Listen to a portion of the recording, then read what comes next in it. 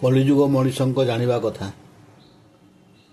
କେଉଁମାନେ ନିର୍ଲଜ, ଏକ କୁତା କୁତା ପାଳେ, ଏକ କୁତା କୁତା ମାରେ, ଏକ କୁତା ଭଉଣୀ ଘରେ ଭାଇ, ଏକ କୁତା ଶ୍ୱଶୁର ଘରେ ଜ୍ୱାଇଁ। ଆପଣ ଇଚ୍ଛାରେ ଯେଉଁ ମଧ୍ୟସ୍ଥ ହୁଅନ୍ତି, ନିଜେ ଧନ ସଞ୍ଚିତ ଅନ୍ୟଠାକୁ ମାଗିଯାଆନ୍ତି। ଦରିଦ୍ର ନୋହି ଯେ ବନ୍ଧୁ ଘରେ କାଟେ ଦିନ, ନିଜ ନାରୀ ଛାଡ଼ି ପର ନାରୀରେ ଯା ମନ। ବାପ ଘରେ ପର ଘରେ ଯୁବା ନାରୀ ଛାଡ଼େ, ବସ୍ତ୍ରହୀନେ ଭୂଷାମଣି ଚଳେ ଯାତ୍ରାଠାରେ। ମିତ୍ରକୁ ଯେ ଋଣ ମାଗେ ନଟ ବୃତ୍ତି ଧରେ, ଭୃତ୍ୟ ନାରୀ ଦ୍ରବ୍ୟକୁ ଯେ ପ୍ରଭୁ ଆଶ୍ରା କରେ। ଜଳ ଅନଳରେ ବଳ ଯେଉଁମାନେ ଦେଖାନ୍ତି, ନାରୀ ଦେହ ବିକ୍ରି ଅର୍ଥ ଯେଉଁମାନେ ଖାଆନ୍ତି।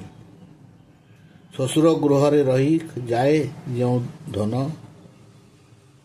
ଶାସ୍ତ୍ର ବଚନ ଏମାନେ କଦର୍ଯ୍ୟ ସମାନ।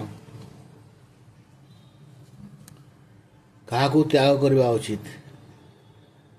ଯେଉଁ ଗୃହରେ ବିନା କାରଣରେ କଳହ ହୁଏ,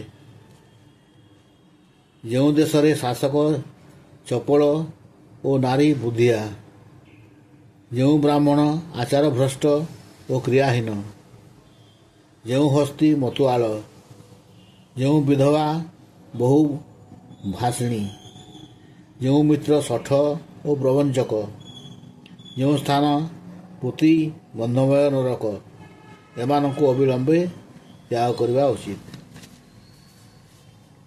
କିଏ କ'ଣ ପାଇଲେ ଆନନ୍ଦିତ?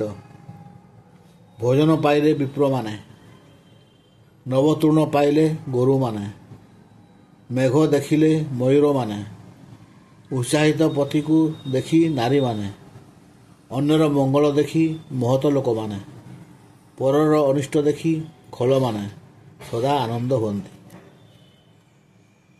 କେଉଁମାନେ ସଦା ଅସନ୍ତୁଷ୍ଟ?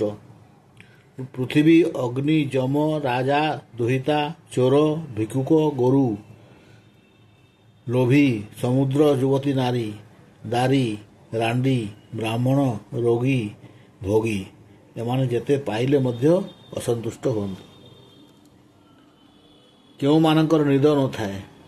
ଚୋର, ଜାର, ପୁରୁଷ, କାମାନ୍ଧ, କ୍ଷୁଧାର୍ଥ, ଲୋଭୀ, ଚିନ୍ତାଗ୍ରସ୍ତ, ରୋଗୀ, ଯୋଗୀ, ଶତ୍ରୁ ଆକ୍ରାନ୍ତ ବ୍ୟକ୍ତିଙ୍କୁ ନିଦ ଲାଗେ ନାହିଁ।